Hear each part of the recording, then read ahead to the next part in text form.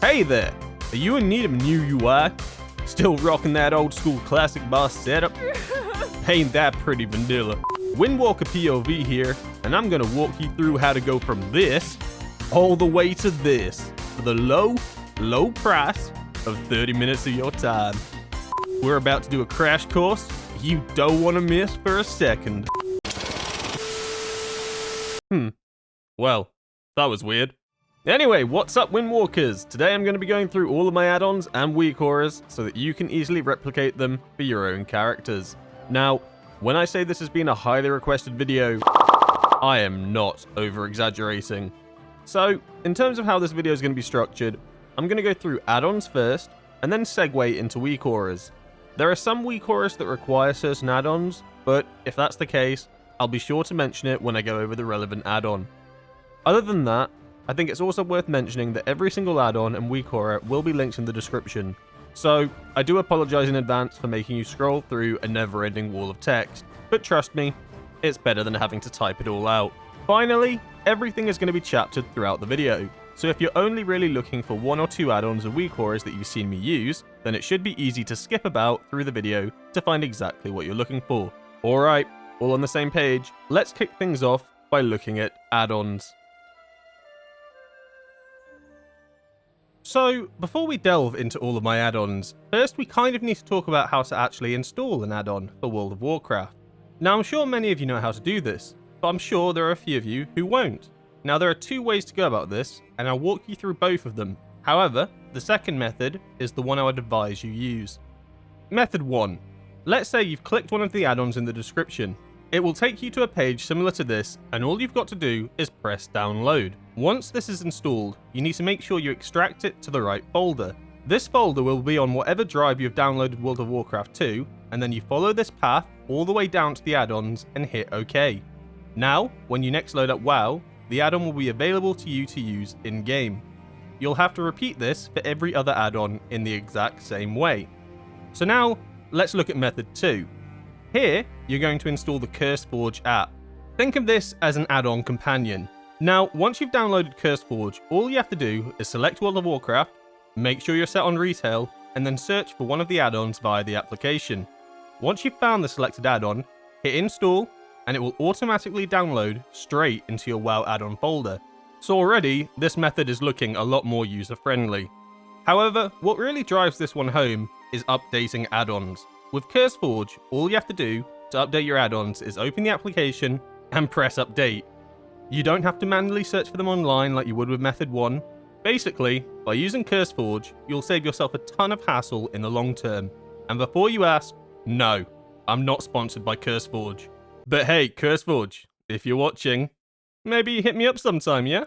Anyway, now we've gone through how to download the add-ons, let's take a quick gander at WoW's edit mode.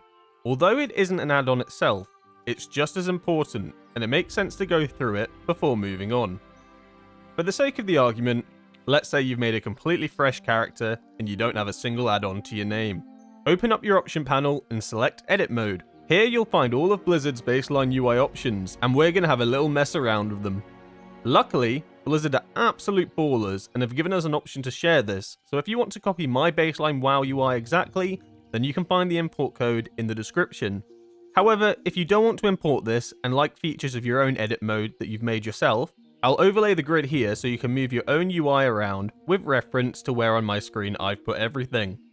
Now, you might notice that everything still kinda looks mega scuffed. Well, you'd be right, it does. That's predominantly because of action bars. Don't worry about them just yet. We're only using edit mode for a few things.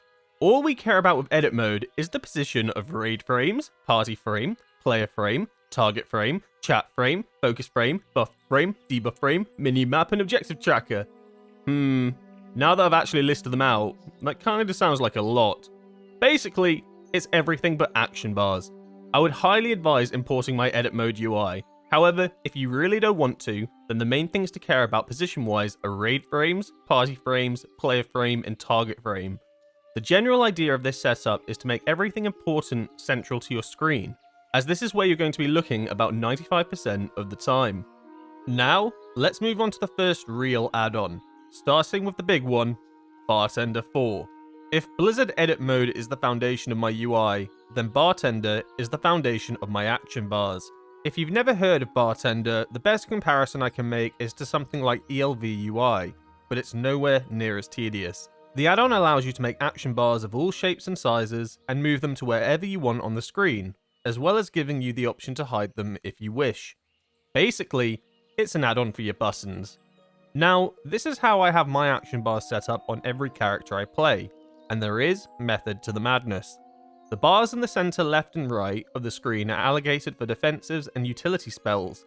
The bars at the bottom are allocated for all my offensive abilities, but I actually hide these bars when playing, as I have a Weakaura called Luxthos Monk that sits snug in the center of my screen that I'll go over in a little bit. So there are two ways of replicating this. The first is rather simple, and that's to watch exactly what I'm doing right now on the screen as I go through every setting I have for Bartender and copy one for one exactly what you see. It will take a lot of time, but you'll also get familiar with Bartender in the process. You might even get a bit creative and deviate a bit from my setup to give it a more personal touch. However, there is another way to instantly get a quick, exact one-for-one copy of my Bartender setup. But first, big disclaimer time. If you're already using Bartender, this method will remove your existing profiles permanently, so you need to make a backup if you ever want to go back. Secondly, this method will change your keybinds to replicate what you see on the screen right now. Unfortunately, I couldn't find a way to avoid this, but I guess if you're doing a complete UI overhaul, moving around some keybinds isn't the complete end of the world. If you do know how to do this, please let me know in the comments and I'll update a pinned comment with exactly how to do this step without removing your keybinds. Okay, so if you're happy with all of this, then step 1, download the 2 Bartender files I've posted in the description and then paste them both in this folder here. If these files already exist, then delete or move them somewhere else before pasting the new ones in. Step 2, once this is done, you should then load up WoW to a UI that looks exactly like this. This is going to take a while. Why does it sound like it's going to explode? Here you can see me testing this out on my laptop that I didn't have WoW installed on. It replicated it perfectly on a completely different character, as long as you select the profile, Zaragoza Twisting Nether. Don't ask, I went through a warrior phase. BAM! That's Bartender completely set up. Honestly, that's the most complex thing we're going to go through in this entire video, and everything else is going to be a lot simpler and more straightforward. Speaking of straightforward, let's move on to details. Now, I'm sure a lot of you are familiar with details. It's been around for years and it's predominantly a damage and healing meter tracker. However, it can be used for so much more. If you want to replicate my detail setup, I actually run 3 windows: a damage meter, a healing meter, and an overall damage meter. For dungeons, I use all 3, but in Raid, I'll just use the damage and healing meter. What's cool about these windows is that you can actually magnet link them together so that you can move all the windows around simultaneously. So, generally speaking, these 3 meters, there's nothing really that special about them. But what you can do with details is look at just about anything you want that's combat related. Interrupts, deaths, healing potions used, all of these can be really useful to reflect on during raid progress. Additionally, you can also click on your own name in any of these windows and take a look at your full damage or healing breakdown, as well as aura uptime. Aura uptime can be really useful for tracking how well you've been using something like hit combos, for example. Basically, this add-on just does it all, and I highly recommend it for anyone that wants to improve by reflecting on your combat statistics. Moving on, let's take a look at Bigwigs and Littlewigs, which are add-ons that give you a timer of when a boss is next going to cast an ability. Now, these are not the only boss timer add-ons in the game. There's another called Deadly Boss Mod that does the exact same thing, but out of personal preference, I use Bigwigs. If you use DBM, that's absolutely fine and you don't need to switch if you don't want to. Now, first off, it needs to be mentioned that these 2 are separate add-ons, so you need to install both Bigwigs and Littlewigs. Bigwigs is for boss timers for Raid, and Littlewigs is for boss timers for dungeons. What I really like about these 2 add-ons is that they not only have a visual timer in-game, but the add-on also audibly tells you when an ability is about to come in.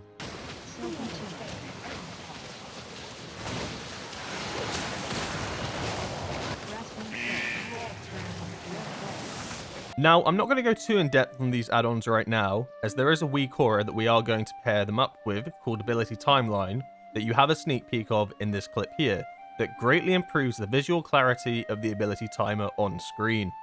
G.T.F.O, an add-on that does exactly what it says on the tin. Summarized simply as an add-on that will hit you with an audible alert if you're ever stood on something that makes you take avoidable damage. I've been using this since WoD and I've never looked back. It sounds a little something like this. If you ever hear that noise, you know you need to G.T.F.O. It's especially useful in chaotic situations or when avoidable damage is difficult to see, which, honestly, seems to have become increasingly more common. Next up, we have an add-on called Tidyplates. Tidyplates is simply an add-on that changes and enhances the default Blizzard nameplates. What I personally like about Tidyplates is the simplicity and minimalist style of the nameplates. Plater is another add-on that tends to be the go-to for a lot of players, but I think Tidyplates provides a minimalist aesthetic and uses a heck of a lot less memory. Here, you can see what the standard nameplates look like in-game, and this is what using Tidyplates changes them to. Not only this, but it actually visually tracks your chi bar, as well as other important buffs and debuffs you have running on your active target. On top of all of this, Tidyplates actually has an insane amount of customization, which you could spend hours messing around with if you really wanted to. But I'll let you in on a little secret. I've never made any changes to this add-on, and I love it. If you're looking for the perfect plug-and-play nameplate add-on, then Tidyplates is a must-have. Moving on, we have Method Raid Tools, a must-have add-on for any high-end raider or anyone looking to improve. Method Raid Tools has so many features that I could spend an entire video going through it alone, but for the sake of the video, I'm just going to talk to you about the note feature and the raid cooldown feature. Method Raid Tools allows you to create raid notes in-game. Now, a lot of raid leaders will use this note to help implement Weakauras for certain bosses, but we're just going to focus on the personal note, as these are how you yourself can improve on your own gameplay. Now, this is going to kind of tie into a Weakaura called KazeMRT that I'll go through in a little bit later, but what you can do with a personal note is set up timelines of when to use certain cooldowns, defensives, health pots, and utility. Pretty much anything you can cast. This is pretty much a must-use add-on feature if you want to improve, as refining cooldown usage during progress is game-changing, and having a note that visualizes all of this is beyond helpful. Secondly, there are raid cooldowns. Here you can set up any selection of raid cooldowns you like, and they will visually show up during encounters, letting you know if they're up or on cooldown. I'm currently using these for defensive externals so that I'm able to call out to a healer if I know I need something to save my life during a fight. Externals are severely underutilized in raiding, even at the higher end, and I recommend getting in the habit of using these and being vocal. If you need an external, call for one. I almost forgot, but there's actually one more feature I advise using from this add-on, and that's the timer. Knowing what time it is in a fight is really important for planning cooldowns or preparing for incoming abilities. I usually place it right here, as it's nice and central, so I can see it with a glance. Finally, let's look at Simulationcraft. This is by far the simplest in-game add-on, as all it does is copy out a summary of your character in a text format. You do this in-game by typing /simc. However, this add-on alone does nothing. This code combined with a website called raidbots.com allows you to simulate your character with different gear setups, potential drops from raid, dungeon loot, crafted gear, and pretty much every combination you could ever imagine. If you want to get better at the game, you need to simulate your character. So, let's do a simulation crash course. Let's say I want to simulate the best gear setup for my character for single target. In-game, I will do this by selecting my single target talents and then run simc. I copy the code and then I go to raidbots.com. Now you want to go to top gear to compare all the gear that you currently have in your bags, maybe in your vault, or that you have equipped right now. And then you paste in that code that you got from in-game. Right, so now that we've pasted the code in, you're going to be met with three things at the top. Item sets, item upgrade currency, and catalyst charges. Don't worry too much about item sets, you're always going for 4 set or 2 set of your best set bonuses. Item upgrade currency and catalyst charges are kind of important. So for something like catalyst charges, this doesn't matter too much at the moment as we're sat on like 8 or 9 or something ridiculous like that when you make a new character. However, for Season 2 it is going to matter as you'll only start off with 1 and then it will gradually increase. So let's say I have this new helmet over here and I want to potentially catalyst it to see if that will do more damage.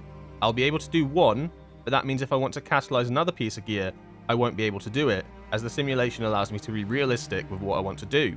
However, if I want to be unrealistic or plan for the future, I could put down something like 6 and then start catalyzing every piece of gear I have to see what I could plan in advance to get.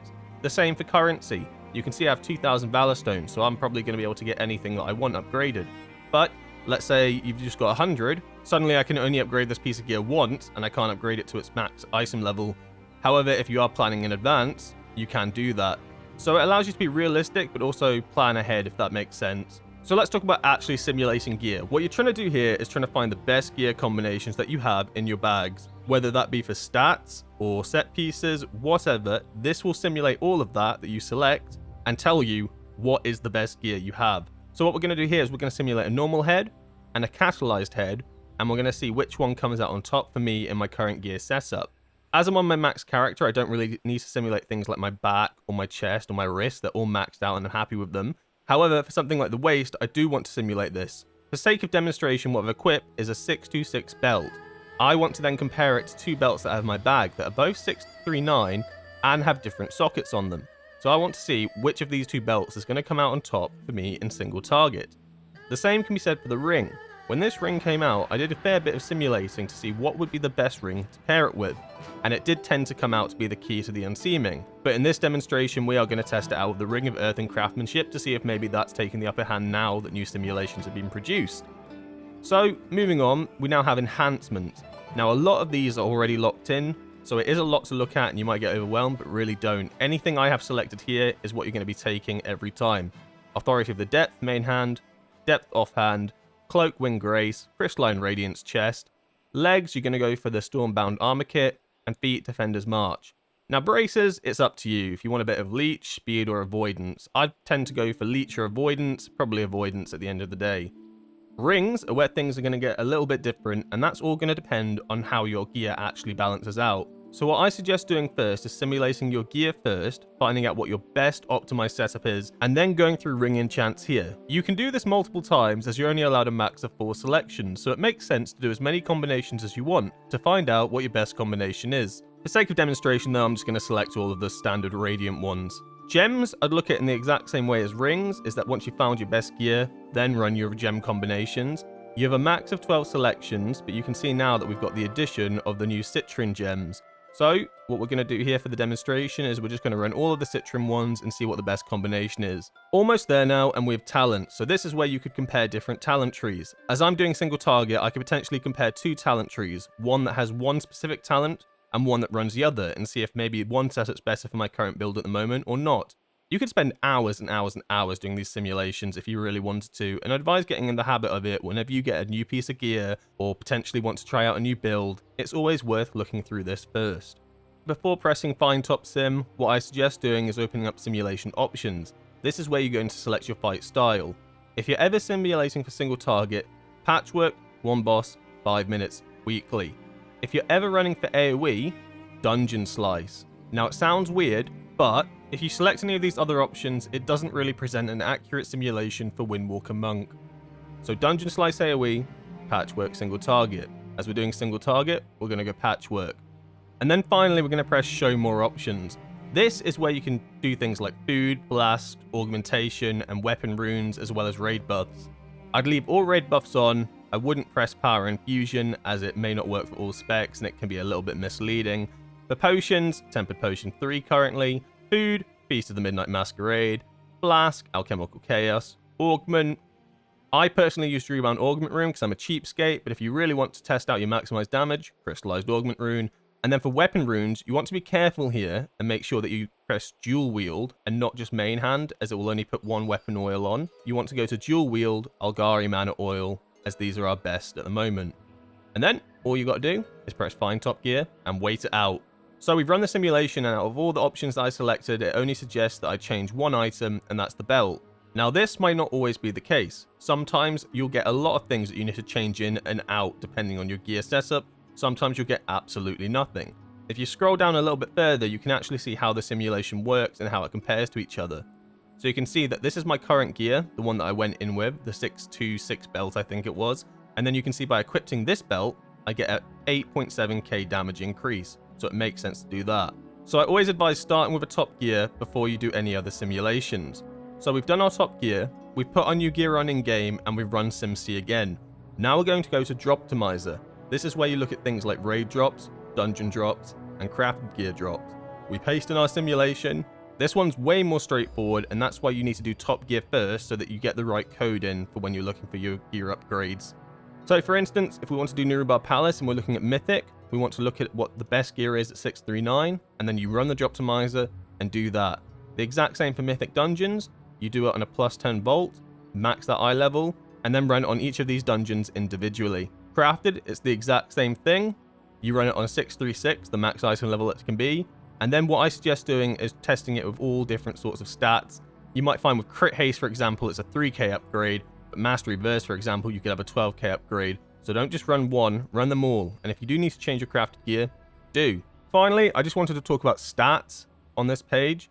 As you can see, there's a big disclaimer here. Stat weights are highly advised against now. They used to be the go-to for a lot of people running simulations. Do not look at stat weights. If you're using something like Pawn, another add-on, I suggest not using it. Stat weights are just not what they used to be, and running simulations like Top Gear and Droptimizer are the way forward. Alright, crash course over. And before you ask, no, I'm not sponsored by Raidbots. But hey Raidbots, hit me up sometime maybe, yeah? And there we have it. Those are all the add-ons that I use that I recommend you using in your own UI setups. Some of them have a larger impact on your UI than others, but I think that the ones that work more in the background are just as important. So, with add-ons done and dusted, let's take a look at Weakauras. To kick this section off, it's worth mentioning that Weakauras is actually an add-on itself, so you will need to download it, just like all the others we've gone through. Just like add-ons, let's explore how you actually install a Weakaura. And don't worry, it's super simple. To install a Weakaura, all you need to do is go to the Weakaura website, wago.io, or click on one of the links in the description. Once you're on a Weakaura that you want to download, all you need to do is select the copy import string, go back into World of Warcraft and type /WA, which brings up the Weakaura interface. Select the Import Aura button, paste in your import string, and press import. That's it. It's super simple. Now, it makes sense to start off with the Weakaura that I believe is the most integral to my entire UI setup, and that's the Luxthos Monk Weakaura. I cannot understate how amazing this Weakaura actually is. All it is a super clean bunch of bars in the middle of your screen that show your important offensive cooldowns and resource bars. However, that really can't be understated. This is the key reason why I hide my offensive cooldown Bartender action bars at the bottom of my screen, because this Weakaura has them all in the center of my screen. Abilities are highlighted in red when you're too far away from a target to use them, highlighted in blue when you don't have enough chi to cast them, grey when it's your last ability used, which is a great way for tracking mastery, and coloured when they're available to be cast. It also tracks things like Teaching of the Monastery stacks, shows you when you have buffs up, and so much more.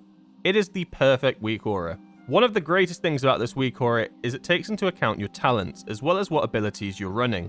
For example, if I remove Strike of the Windlord, it'll no longer show up on my Weakaura bar.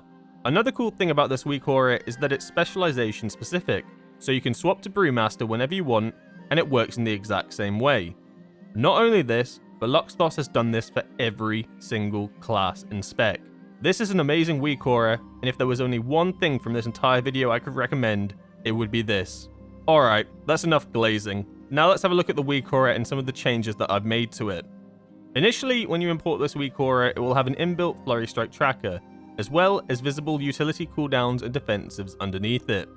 I personally don't like the Flurry Strike tracker, as I use another Weakaura for that, so I open my Weakauras and select Luxthos Monk. I scroll down to Resources, open that tab, and then scroll down again to Flurry Strikes. Make sure you select the Windwalker option, press Load, and then press Never. With the Utility and Defensive Tracker, I actually set this to only show these if they have already been used, so I know they're on cooldown. I predominantly have it set up this way as I have all my defensive and utility spells on my Bartender bars to the left and the right of the Weakaura. To change this, you press Luxthos Monk, custom options, utility icons, and then select show on cooldown. So, as I was just discussing Flurry strikes, it makes sense to go over that Weakaura next. I'm also going to run through the Wisdom of the Wall Weakaura at the same time, as the hero talent passives work alongside each other. The Flurry strike tracker I use sits on the right side of my screen and shows how many stacks I have in yellow, and how much chi I've spent in grey. This is useful as it's right next to my character, so all I have to do is glance over to see how close I am to expending Flurry strikes at any time. The Wisdom of the Wall tracker sits snug next to it and allows me to glance over to it after Flurry strikes procs to see what buff I currently have activated. If you don't quite understand how these two actually work for Windwalker Monk, I cover it in my Windwalker guide and I put a timestamp link in the description to this video. Moving on to the cursor circle. You might be wondering if this is actually that important. I'd argue it is. I find a lot of time I hold down my right mouse button during combat, and without this circle I would always struggle to find my mouse after releasing right click, especially when things got hectic. The circle can be changed to whatever colour you like, and I highly recommend using it if you find yourself losing your cursor. Moving on to the interrupt tracker.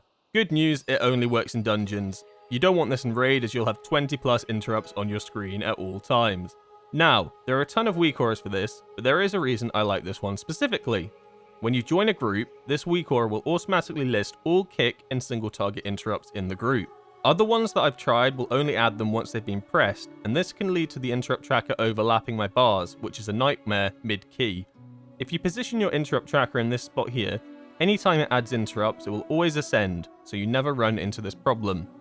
It's also nice and central, so you can check interrupts with just a glance. Next up, we have the Mythic Plus Timer Weakaura.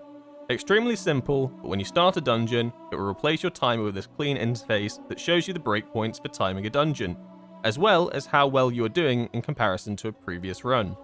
Not the most important Weakaura to have, but it is really clean and can help visualize just how much time you have left on your side. The Raid Ability Timeline Weakaura. Remember earlier when I was talking about Bigwig timers and a Weakaura that utilized this add-on? Well, this is it. This Weakaura converts the small Bigwigs timer into a really clean timeline of abilities that I find increases visual clarity immensely. This is a great Weakaura as I found that it makes me a lot more aware of what a boss is about to do in comparison to the baseline Bigwigs, Littlewigs or DBM timers. The War Within Dungeon Pack. This is a great Weakaura for any of you Mythic Plus enjoyers. This is a Weakaura set that will give you visual icons and audio cues for anything you need to be aware of in a dungeon. Has an ad put a nasty dot on you? Is a fox about to spawn on you and tank your miss key? This Weakaura is amazing for giving you that heads up that can make a difference. With so many things going on nowadays in a dungeon run, having this Weakaura is kinda crucial, so I highly advise it. Just a note on this, as this is the Weakaura for Season 1, once we get to Season 2, I will update the link in the description for the new pack. The War Within Raid Pack. This works the exact same way as the Dungeon Pack, with visual icons and audio cues you need to be aware of. Have you got a nasty dot on you? Have you been targeted by a mechanic that will one-shot your raid? This Weakaura is perfect for giving you that heads up that you just might not notice in time without it. Just like the Dungeon Pack, I will update the Weakaura for Nerubar Palace for the Season 2 raid in the link in the description. KazeMRT Timers. Remember when we took a look at method raid tools and the notes that had extensive lists of cooldowns and defensives? Well, this Weakaura actually gives you an audio and visual cue in the middle of your screen for when you're about to reach the time to use that ability. Cryptic instructions innate. Invoke Siren, the White Tiger innate. Storm, Earth, and Fire innate. This is an amazing Weakaura, as it means you don't have to constantly look at your note itself through an encounter. However, I'm sure you're asking yourself, well, how do I set up a note like that? It's time for a logs.io crash course. Logs.io is a website that compiles the cooldown usage of top players on any raid boss and difficulty. Let's say you're unsure about your cooldowns for Queen Ansarak. You would select Windwalker and then Queen Ansarak, and here you can see when all players use certain abilities during their pulls. So you make selections of what you want to track and then click this copy button. Type in your player name and copy again. You then go to the method raid tool note, add a new tab, and paste the note in. You then set this to your personal note during the encounter, and KazeMRT does the rest. Now, it's important to say this now, but don't just copy a top logger's cooldowns, paste them in, and never open your note again. Use this as a baseline as you progress, make changes to the notes and timers that make sense for you. For example, on Anserac, I used logs.io, but noticed that I had to deal with a mechanic when the note said to use a major cooldown. So I went through my note and planned out when it actually made sense to use these cooldowns in the fight. Basically, it's a cheat sheet, but you do need to use some initiative to get the most out of it. Moving on, let's have a look at the GCD Tracker. Now, this is an interesting one, as I predominantly use this Weakaura so that you, as a viewer, can see what abilities I'm pressing whilst I play the game. However, if you do want to use this Weakaura, go for it. My best advice would be to use this to help yourself learn, record yourself playing, and review your cooldown usage with the tracker. It will definitely help. Now for the Treacherous Transmitter Weakaura.